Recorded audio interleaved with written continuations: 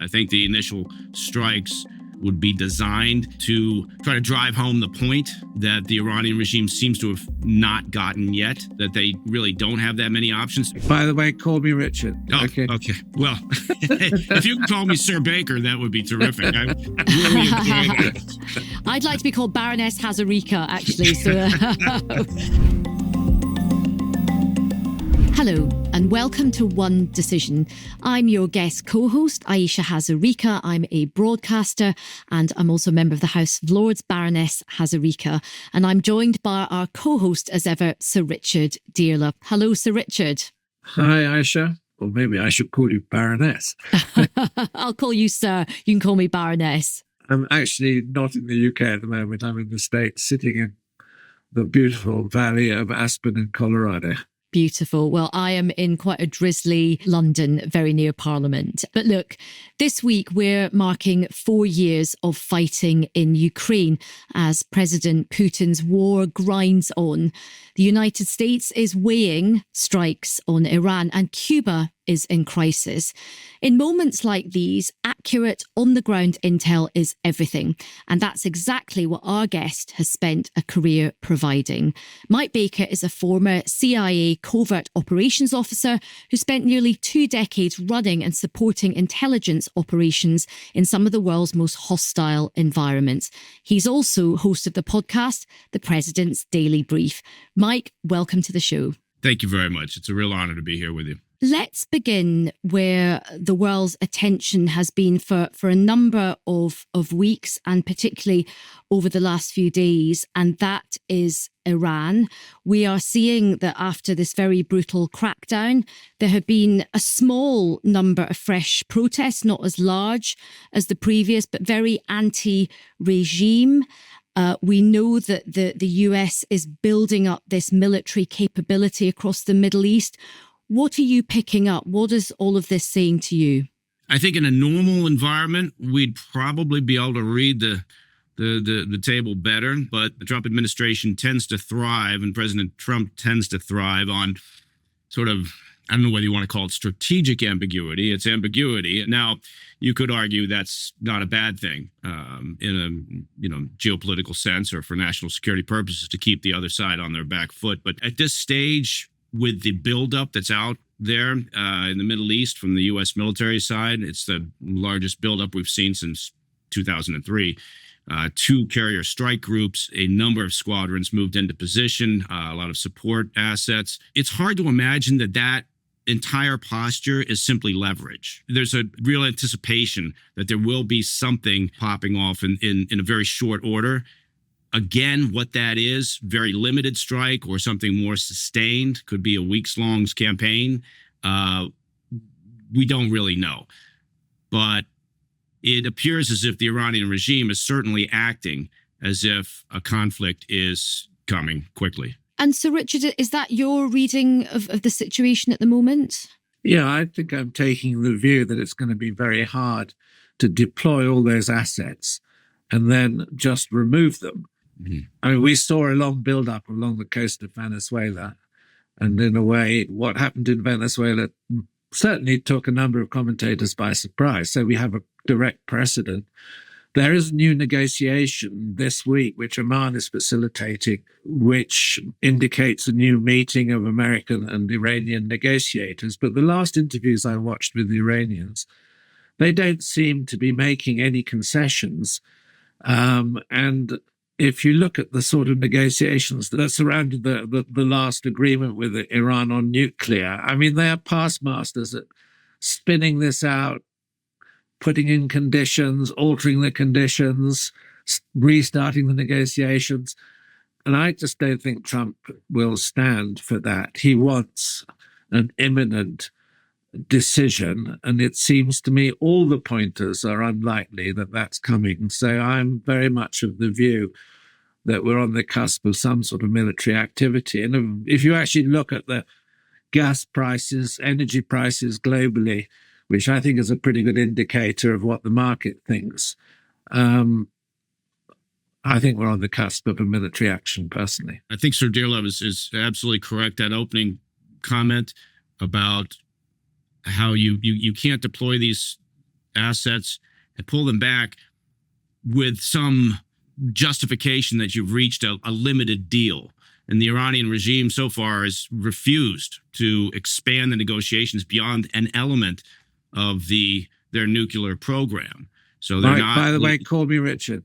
Okay. Oh, okay. Well, if you can call me Sir Baker, that would be terrific. I really enjoy that. I'd like to be called Baroness Hazarika, actually. So, no, I just think if you just look at it from a pure political perspective in Washington, if what happens is there is a limited deal, again, just focused strictly on some element of the enrichment program and nothing else, and they've gone through all of this buildup, I don't know how the White House paints that as a victory, particularly when it was just weeks ago when President Trump was very explicit to the protesters who died by the thousands, saying help is on its way. Question to both of you.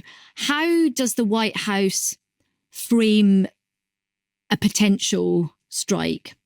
Is it framed as we're doing a limited and specific attack to disable nuclear development, or is it broadened out to human rights and to the protesters? Because as you say, Donald Trump has spoken out a lot in support of the protesters. Richard? Well, I'm of the view that obviously we're not talking about boots on the ground.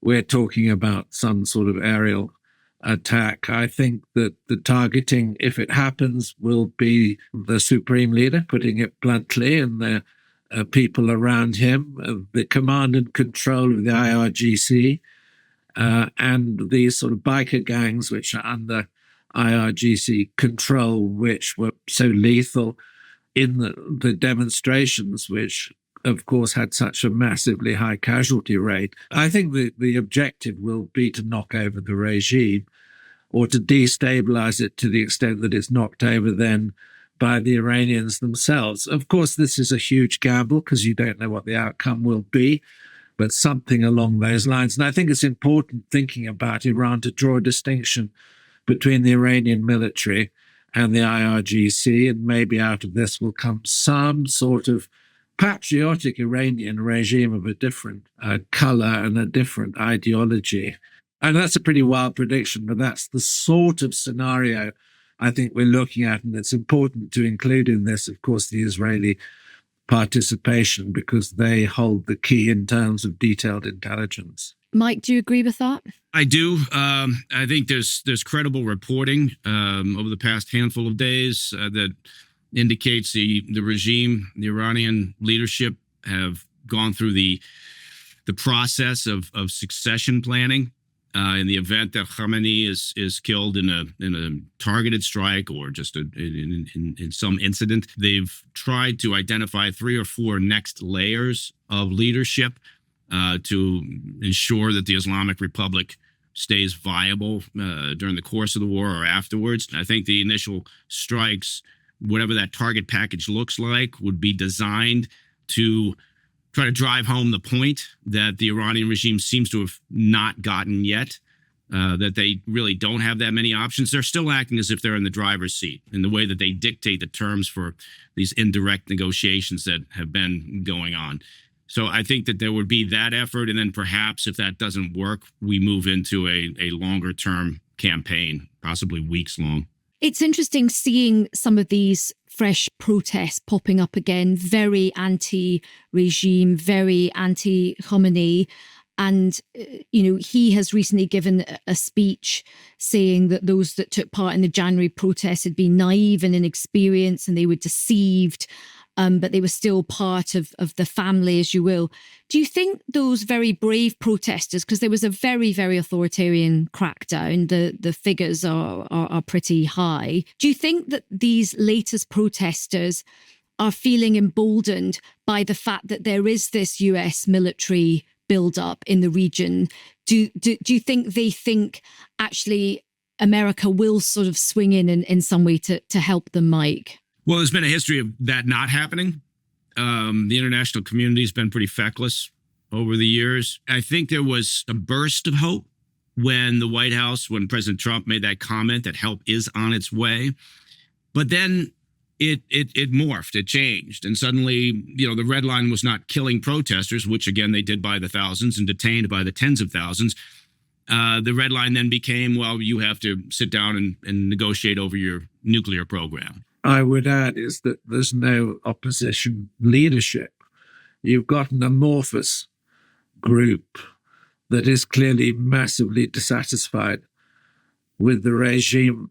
And I think the main driver is economic and the state of the economy. But you don't have a cohesive political movement. You have a certain amount of cohesion amongst the Iranian diaspora outside of Iran, but that, will only become significant if the regime were to disappear.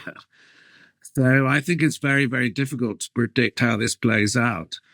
And I don't think we see any evidence of clandestine organizations, let's say within the universities or within groups in the big cities, able to coordinate. So the regime holds, let's say, the initiative, not just in the street, but on a national level, which I think I find this, rather depressing analysis. And I think this adds a huge element of uncertainty to how events could play out. Iranian diaspora that I've spoken to have said that one of the big problems in terms of organising an opposition is that there hasn't been that capacity building on a political level, on an organisational level. There's, civic society and all those kind of bits have really been hollowed out. And that does make it very difficult to rise up against this very violent authoritarian regime. The IRGC, the Revolutionary Guard Corps, they are thoroughly embedded within every element, every sector of that country. And there is no upside for them to hand over power or to take a back seat. And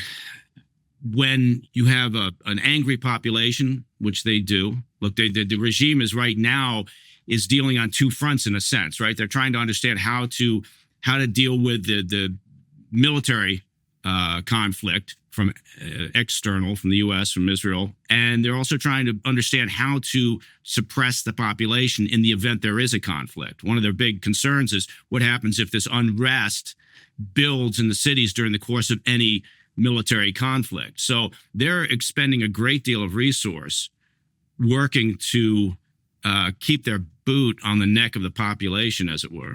So, Richard, I just wanted to ask you as well, what do you make of this development over the last few days where we've now learned that the UK has not given the US permission to use RAF bases for any strikes in Iran? What's going on there? Well, I don't think this is particularly surprising.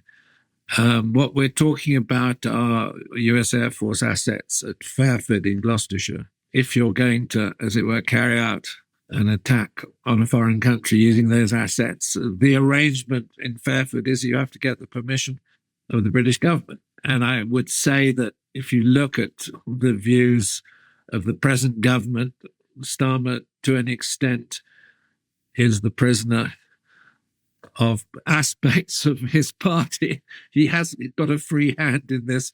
And you only have to, as it were, make an interpretation of the political situation in the UK to see that Starmer's position is fragile politically for reasons that we don't need to go into in this podcast. But, that decision does not surprise me at all. People say it also extends to the American base in Diego Garcia in the Chagos Islands. My understanding is that that agreement does not actually apply to Diego Garcia. There may be a convention that permission should be asked, but there is no more than a convention, and that Trump could easily disregard that and just launch aircraft from Diego Garcia. So the reporting on that in the media has been a bit confusing. So let's see how it works out in practice. And Mike, what did you make of that news? And what do you think the international response will be if there are airstrikes on Iran? Well, that's a really key point here, right? Because what we don't know in real detail is what's being said by the regional players, the Saudis, the Jordanians, and others, right? I suspect if you had a private conversation with any of them in the region, they'd be like, yeah, we actually hope this happens. We would love to see regime change, right? You're not going to get long-term peace or stability in the region as long as the mullahs and the IRGC are in charge. Ideally, everybody wants some sort of internal change brought on, but I think that in public, they're certainly not going to say that. And so the general narrative in the public has been that they're pushing the White House to find that diplomatic resolution. I think this is one of those instances where they're saying one thing publicly, and perhaps behind a closed door, they're nodding quietly. I don't think we'll see anything from the Russians or the Chinese, right? They've had joint naval drills in the Strait now, but that's something that's not unprecedented. They've had those in years past.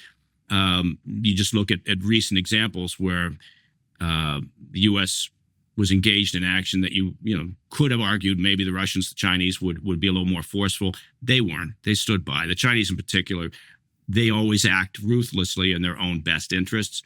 I don't think they see it in their best interest to get engaged in some sort of conflict should there be kinetic action. Can we shift on to Ukraine?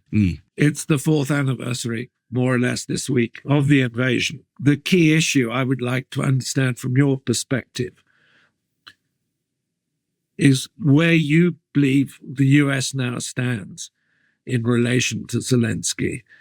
And a key element, given the change of US policy under Trump towards Zelensky, it doesn't seem to have affected the intelligence support that is being given to the Ukrainians. And I find this a sort of point of confusion in my own analysis. I mean, I'd love to hear your perspective on that. It is interesting. Look, again, going back to earlier comment, if there's anybody who's able to predict what President Trump is going to do from one week to the next, then God bless him.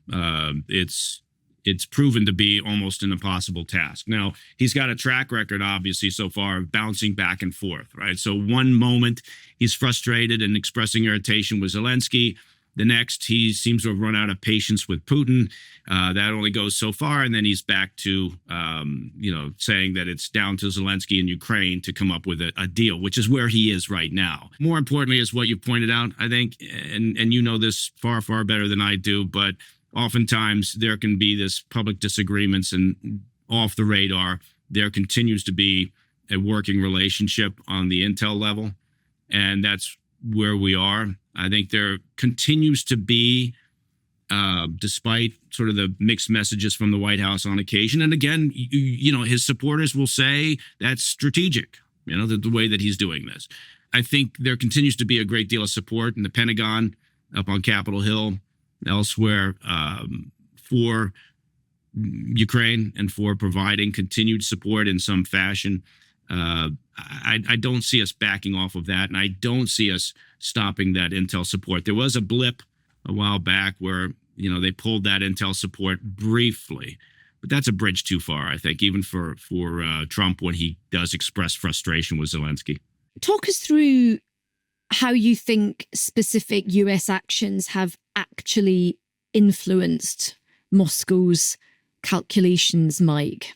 I can be very cynical when it comes to the way we've approached this. There's so many layers here. As Richard pointed out, 4-year anniversary, it's about 2 years beyond what the average attention span is here in America for anything, particularly after the global war on terror. So much of it is driven here in short-term political considerations that you can't look at this from an operational perspective. Everything has to go through the lens of what's happening on Capitol Hill in Washington, D.C. When's the next elections? In this case, it's November, the midterm elections. There's a very good chance that the Republicans lose control of Congress, possibly the Senate, in which case you're looking at the remainder of the Trump administration's term being basically dysfunctional. And I mean, there will be people that would say it's dysfunctional anyway, but I mean, in terms of just lack of activity, there will be nothing happening. That drives part of this consideration over where support goes for Ukraine, because they're looking at what does the population think. And honestly, in the U.S., when this started, everybody had a flag on their front yard for Ukraine. Everybody was putting little emojis of Ukraine on their Twitter site or X. Not so much anymore. And that's a shame, because we keep forgetting that Putin started this tragic mess, and it's his responsibility. It's his fault. Saying, well, Ukraine should be giving up territory, even territory that Russia doesn't currently hold, is, from my perspective and a lot of other folks, is nonsensical. It would be as if, this is a terrible analogy, but it would be as if Mexico invaded the U.S., had Texas, New Mexico, Arizona, and the international community said, well, you know what, just so we can get some peace deal, give them Texas and half of New Mexico. You know, of course, we're not going to do that. So we're asking Ukraine to do something that we would never do. Zelensky said in a BBC interview just recently that, Putin had started World War III. That sounds like an outlandish statement. But on the other hand, I think looked at the perspective of the European nations, Ukraine is actually, fighting and containing a war which has global implications and global significance.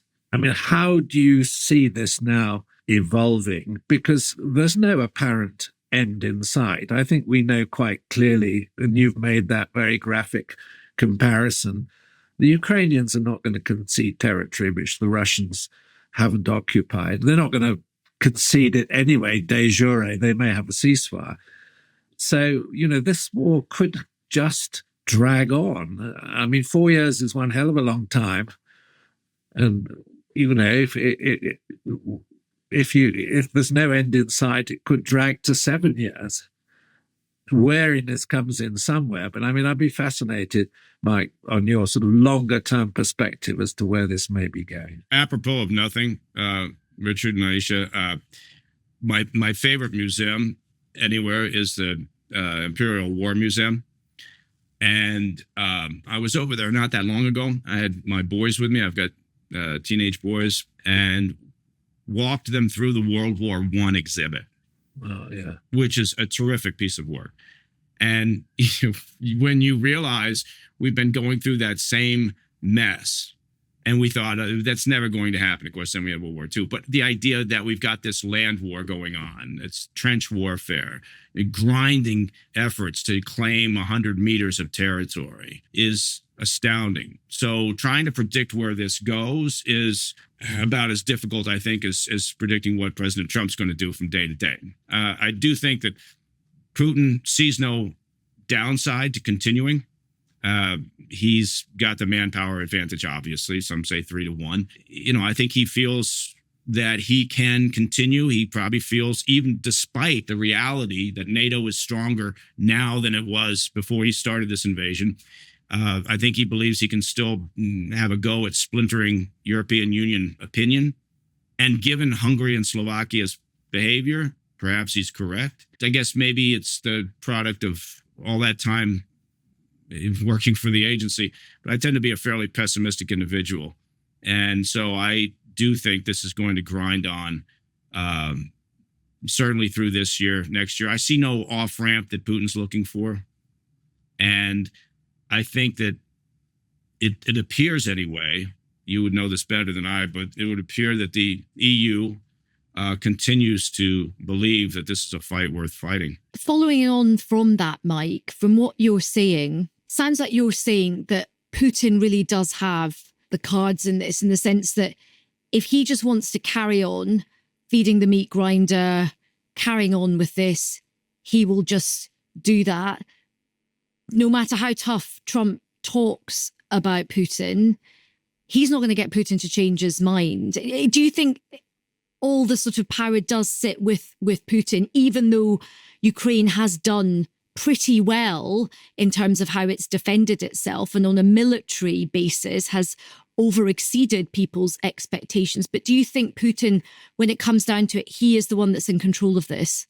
Well, I think for now the wild card there is the economy. They do have serious problems, right? And so if he senses that all he wants to do is maintain a grip on power, if he sees that he's losing control of the population in some fashion because the economy continues to slide south, then perhaps you get some level of compromise when he comes to the table. But right now, he hasn't backed off his demands all this time.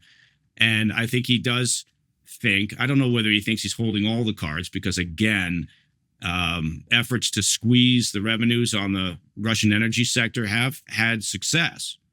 But, you know, he's survived in part because of China and China's support for Russia. He's not an idiot, but I think that he doesn't see any reason to stop right now. And the only indicators that he would see, I think, that would say that is perhaps internal dissent from senior military leadership. He's done a pretty good job of tightening his circle of advisors. I think if the economy really takes a massive hit, if we were more successful in those sanctions on the energy sector, but again, there's only so much you can do in terms of China or India, Iran, maybe you do get some movement on his part, but not right now. And look, he's demanding territory. He's demanding the eastern part of Ukraine. You can't say he's got all the cards, because he didn't start this invasion 4 years ago with the idea of just taking the Donbass, right? He wanted the whole thing, still wants the whole thing. And he thought it would be easy. He thought it would be quite easy. Can we move on to a third interlocking issue? Mm. My first experience of geopolitics was being at school in the United States in 1963. Yes, I am that old. During the Cuba crisis. And, you know, we now seem to be on the cusp of the possible collapse of the regime in Cuba as a consequence of their energy isolation and the fact that there's no cheap oil coming into the country from Venezuela. I mean, this is hugely important to the geopolitics of Latin America and the United States. How do you see this playing out? Because it really is a big deal, and maybe in Europe we're not giving it quite enough attention. I'm sure it's getting that attention in Washington, D.C., but how do you see this now playing out, Mike? And you must have a pretty clear view from where you're sitting, because it's so important. Yeah.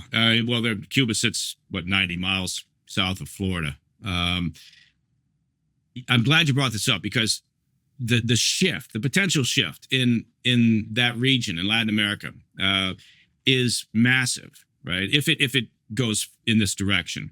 And obviously Venezuela was a sea change, depending on how that transition continues. You know, some would argue maybe it was just a reshuffling of the deck chairs, but it does appear, at least for now, that they are engaged with the White House. The Cuban issue is different. You can't compare the two in terms of possible change in government, right? And it's to your point about Iran, there's no defined opposition in Cuba, as there has been. There's a history of democracy and of elections in Venezuela.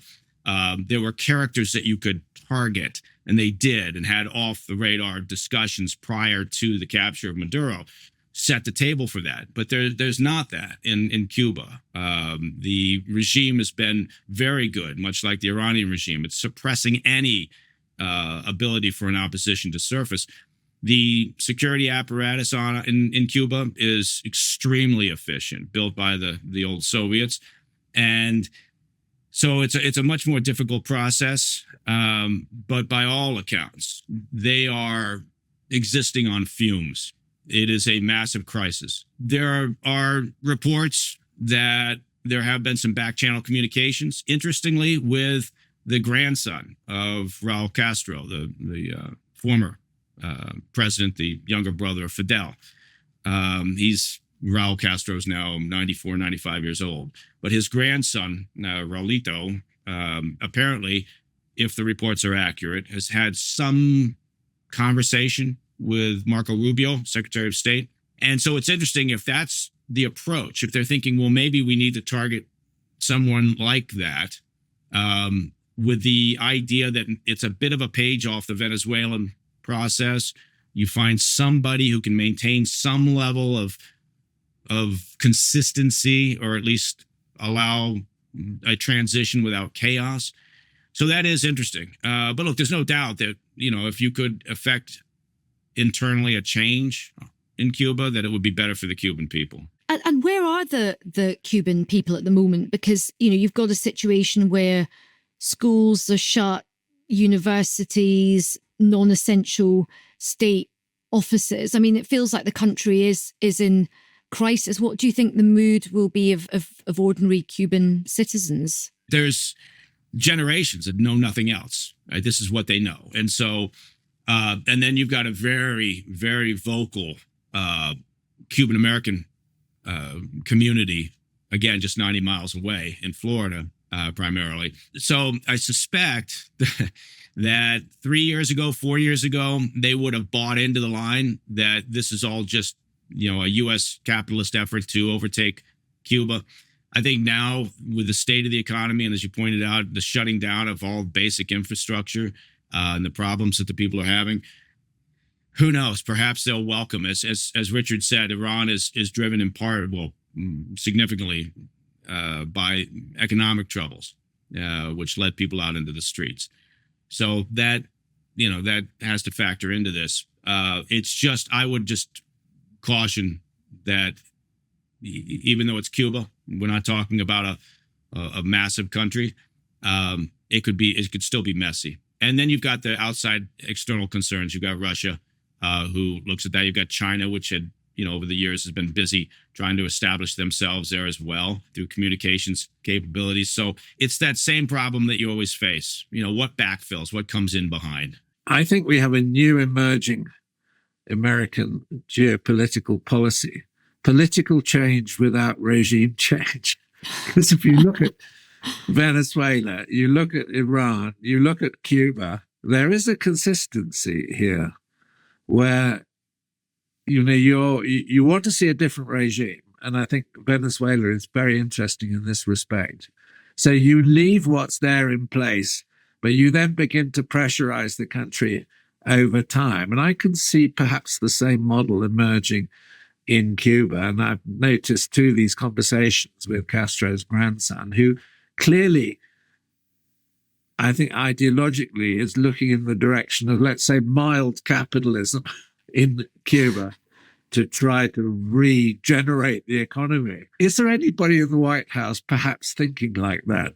I wouldn't credit the president with thinking like that, but there's some very interesting people around him, whether you agree with them or not, who clearly do have some sort of strategy. I think that if you start from the point that President Trump is a very transactional individual, that gets said a lot. But what does that mean? Well, look, he was a tri-state property developer for his entire career, right?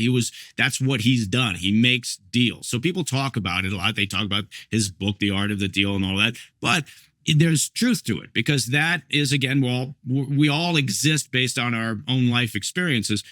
And his was working in the tri-state area, New York, New Jersey, and Connecticut, and punching people in the nose and getting punched in the nose over property deals.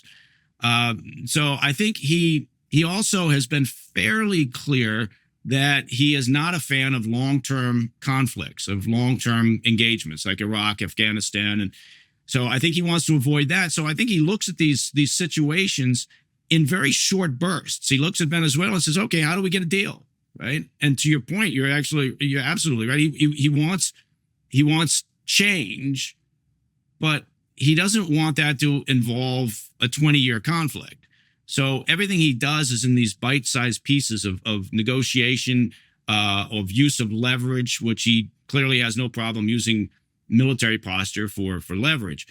I think you're right. I think that is the strategy. I think there are people in the White House who are fully on board with that. Marco Rubio has proven to be a very capable, astute individual as Secretary of State. And I think a lot of people in Washington look at him as the sort of the adult in the room a lot of times. Where that leads down the road, we go to the next presidential election. I don't see anybody moving J.D. Vance off the top of the ticket. That's not how politics works in the two-party system typically. So I don't know where Marco Rubio lands down the road, but I think he has done well to date in navigating both the Trump administration and the crises that we're seeing around the world. I think you've given us a very balanced assessment of the current geopolitical crises. And the only thing that concerns me and worries me is that when I was living and working in this environment, that it was very difficult, even then, for the US government to deal with more than one crisis at a time. I think that was a very striking aspect of life in DC. And, you know, I lived there and I was there frequently professionally. And at the moment, you've got multiple crises, and that worries me. I agree with you 100%. We've always had a hard time multitasking. I remember there were decades-long stretch where we were so focused elsewhere, we couldn't pay attention to Latin America. And then we, you know, suddenly turn around and find out, well, wait a minute, we have a lot of nations in our neighborhood that don't like us, or that, you know, China has made significant inroads on. And it was because we were having a hard time. Global war on terror just took our focus completely. Right. And it was very tough. Now, there were things happening behind the scenes. I don't want to make too much of it, but overall, your point is, I couldn't agree more.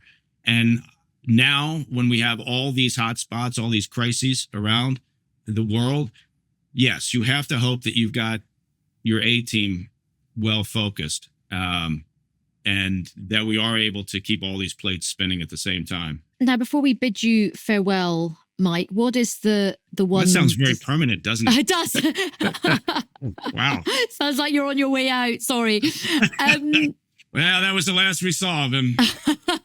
He had a good innings. Mike Baker did. What's the one decision you're watching out for this week? The potential for kinetic operations in Iran. I don't think anything can top that in terms of short term. We've got a lot of other things, to Richard's point, going on. There's some real violence sparking up in Mexico, right across from the U.S. border, as a result of the takeout of a very senior, very violent cartel boss. So it will be fascinating to watch what happens in Mexico. Obviously, Venezuela, Cuba, as we've discussed. But next few days, it's what pops off related to Iran. Well, Mike, it's been such a pleasure speaking with you. A really illuminating, interesting conversation. Thank you very much for your time. No, thank you. It's been a real honor, Richard, to be with you. And Ayesha, thank you very, very much for your time. Thanks, Mike. Great discussion.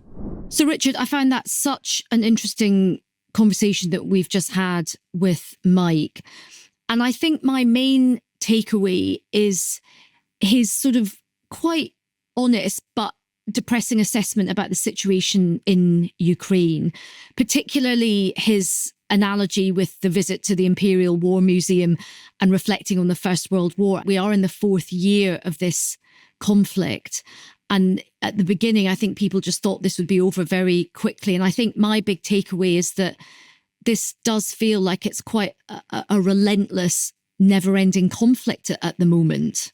Yeah, I think you're absolutely right. And, you know, one has to cast one's mind back to President Trump saying, you know, he'd end the war in 24 hours.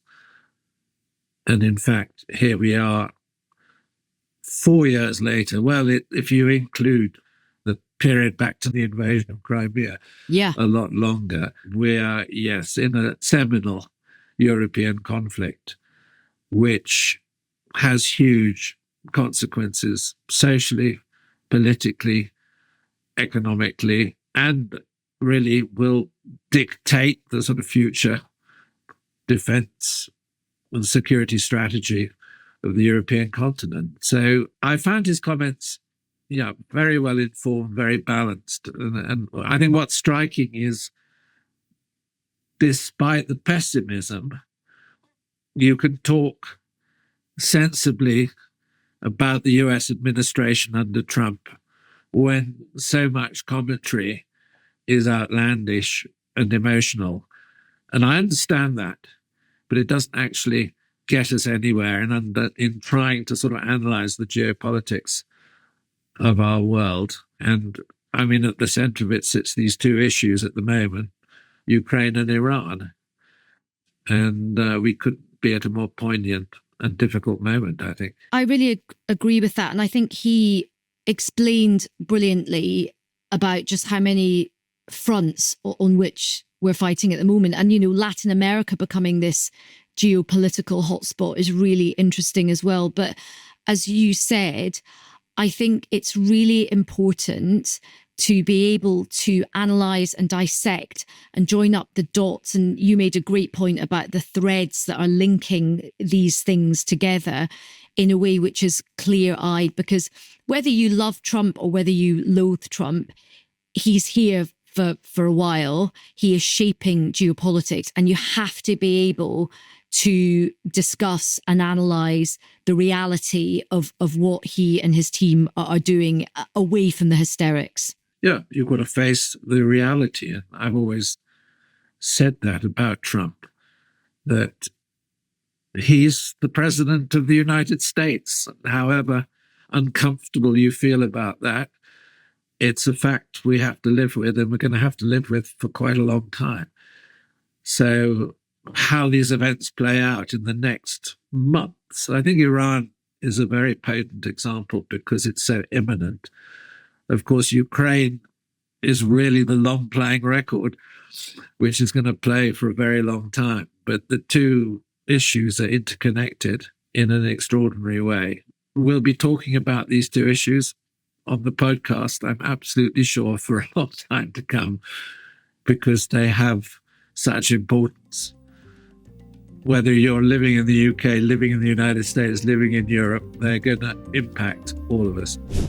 That's all for this episode. Join us on Tuesday for One Decision in Brief, where we analyse the most important global affairs stories. For more conversations with leading decision makers and thinkers, check out onedecision.com and our YouTube page, where you'll find additional commentaries, conversations and explainers. I'm Ayesha Hazarika. Thank you for listening.